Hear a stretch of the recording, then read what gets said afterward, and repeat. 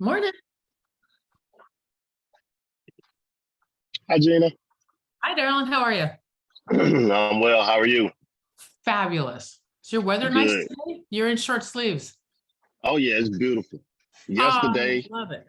the Yeah. day before, and so today is going to be like high 70s. Tomorrow's supposed to be 80. So, Nice. yeah, Very I am nice. I am happy and ready for it.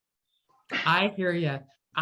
Every single time I go to the nursery to go buy plants, because I'm Hmm. like chomping at the bit. And right now the temperature is perfect for planting because it's cooler. I mean, who wants to plant when it's 100 degrees outside with Oh, 10%? yeah, true. Right? And every time I go, they're like, it's too soon. I'm like, oh, I'm like, come on, man. And I'm like, I like these. When do these come in? Couple more weeks, couple more every time, couple more weeks. So, Anna, what's your good news, darling? So I have a listing presentation tomorrow. Um, I am also in touch with a woman who I had a presentation with yet last week.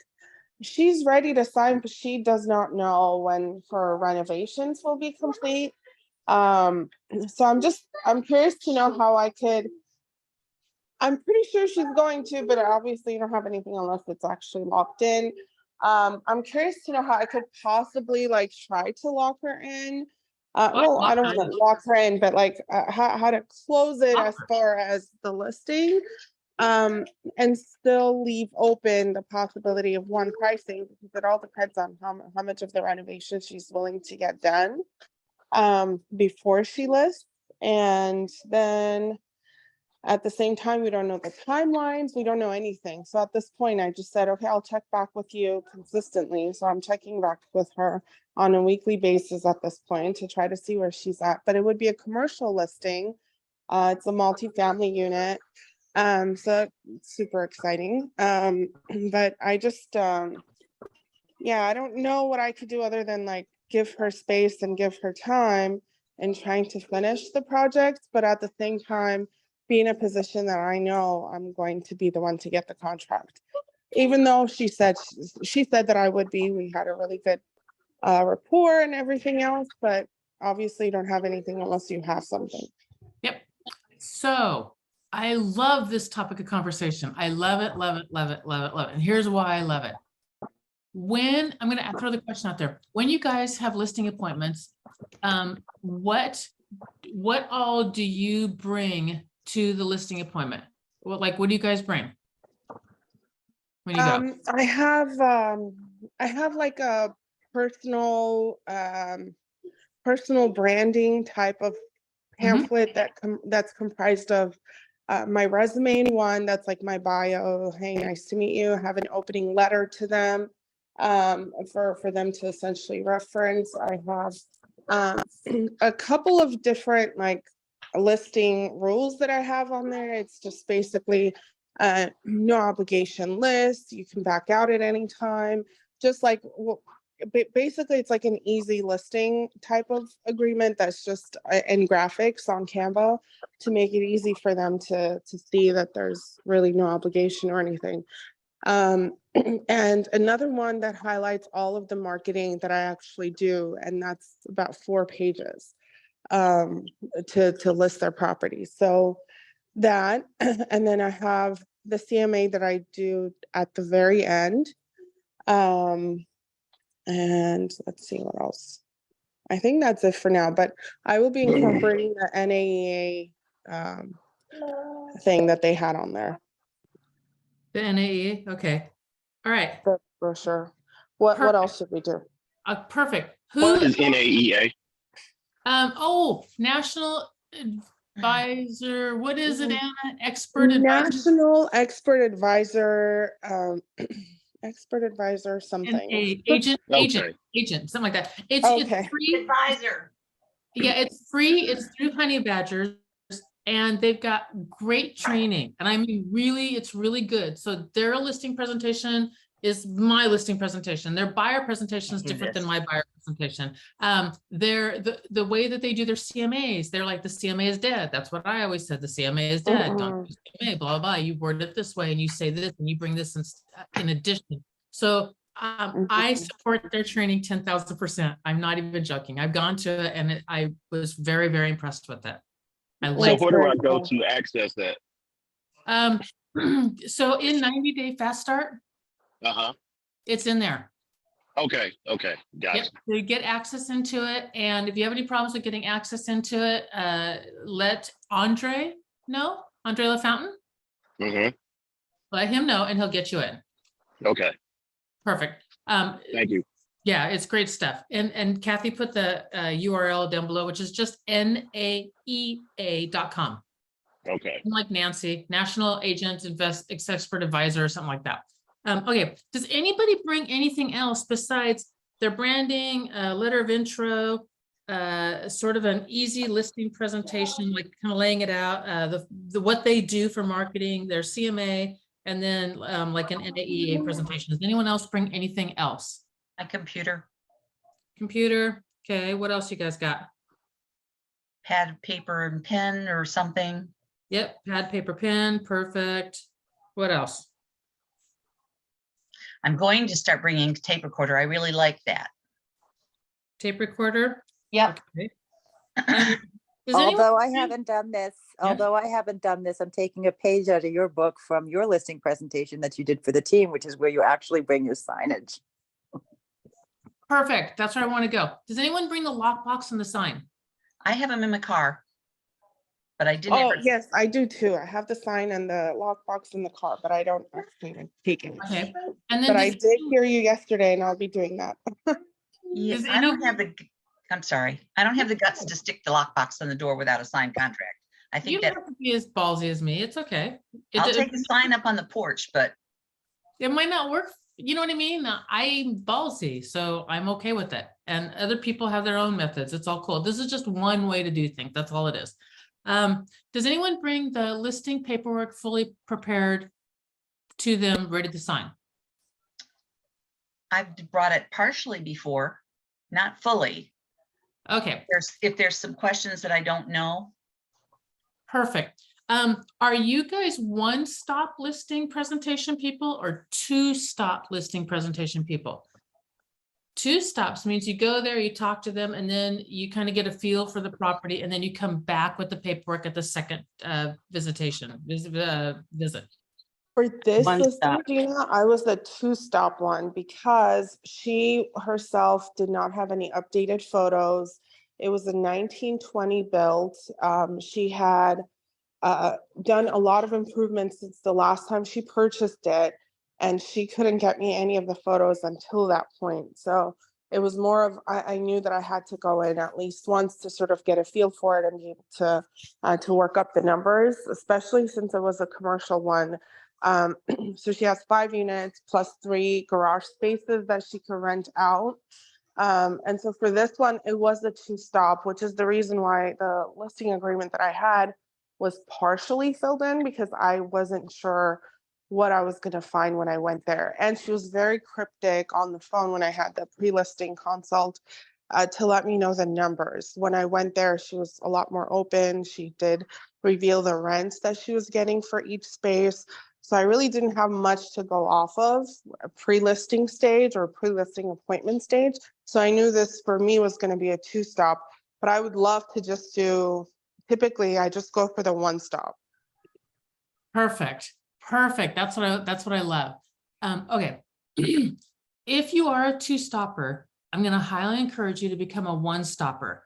And it's just because theoretically, could you not list twice as many houses if you were a one-stop versus a two-stop? Because you only have to go there once. So when you have a listing appointment, and I get Anna, this works unless the house is a complete anomaly.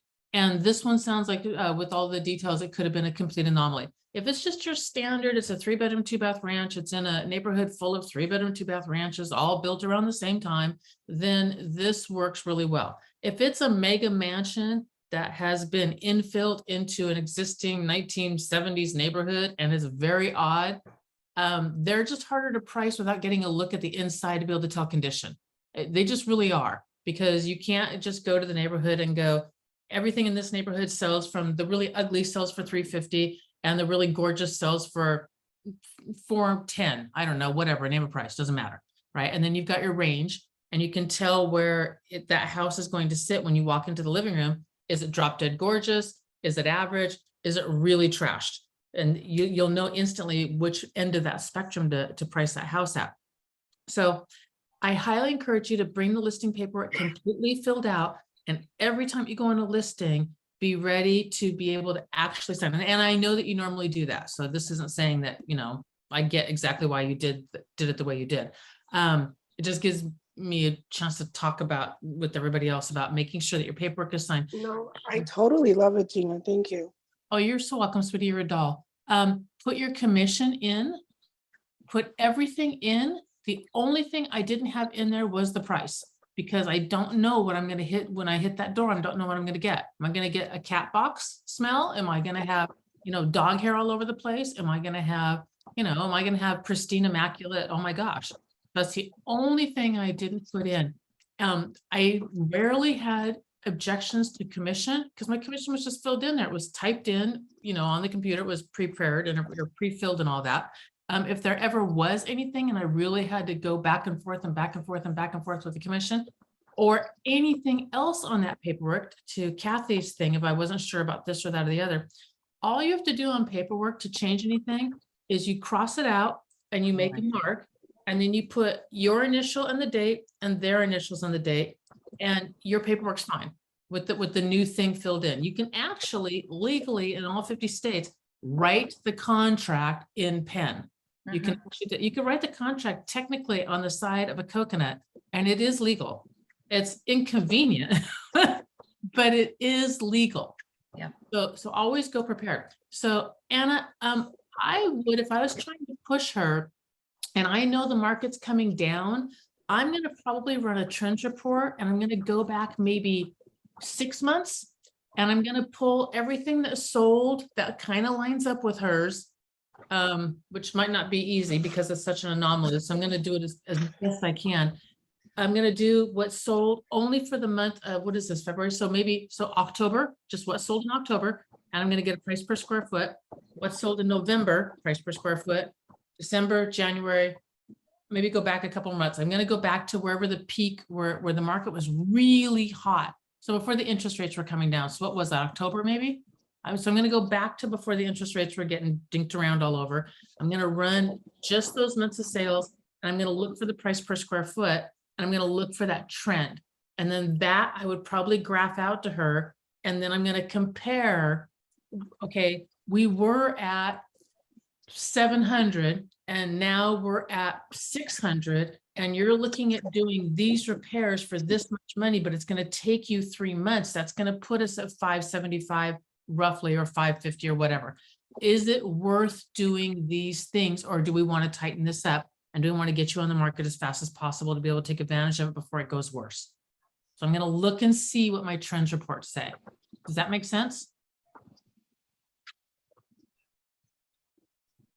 Thank you, my love. Absolutely. Perfect. I'm going to go at it that way. If I can't get them, if I feel like they're going to lose money or it's going to hurt them, and they told me that they want to sell, need to sell for whatever reason, then I'm going to push. If I don't know why they want to sell and there's no real reason and there's no anything, then I can't push.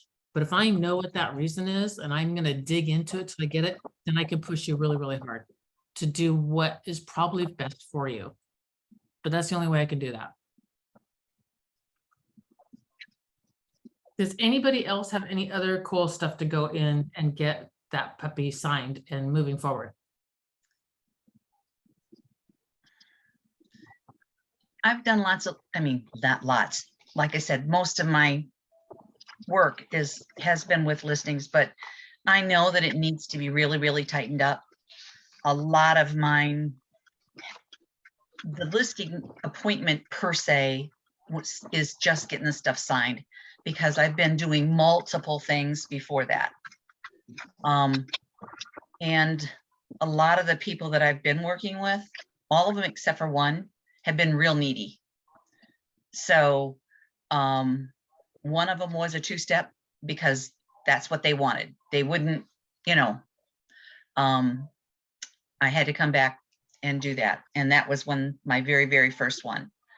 The next two were, one person tried to sell it themselves first. So it was a whole thing like that. Then the next one, I was in conversations with them for, I swear, 6 months. Mhm.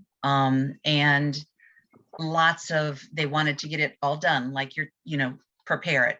Meanwhile, and they didn't want to sell it right when they did, because they called me and reached out when I was on vacation. We're ready now.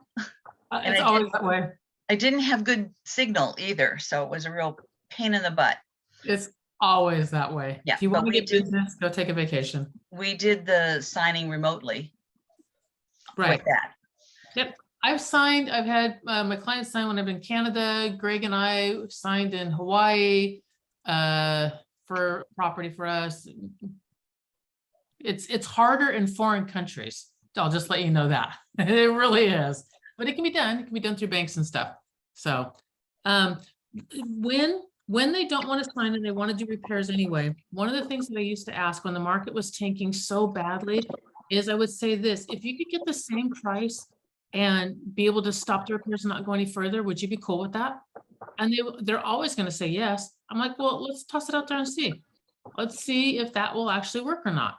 So that was one of them. Another, and then I would do everything I could to not leave that property without the thing signed. And I mean, it was, if nothing else, I left the paperwork with them. I did not take my paperwork. Now I don't have it signed, so there's nothing, legally that I'm obliged to do because I'm not signed it.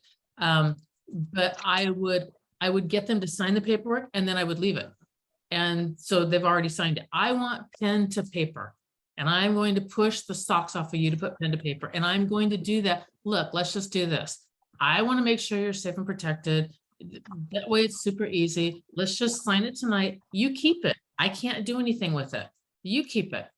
And then I would get them to sign it. And then if I could, I would get that paperwork.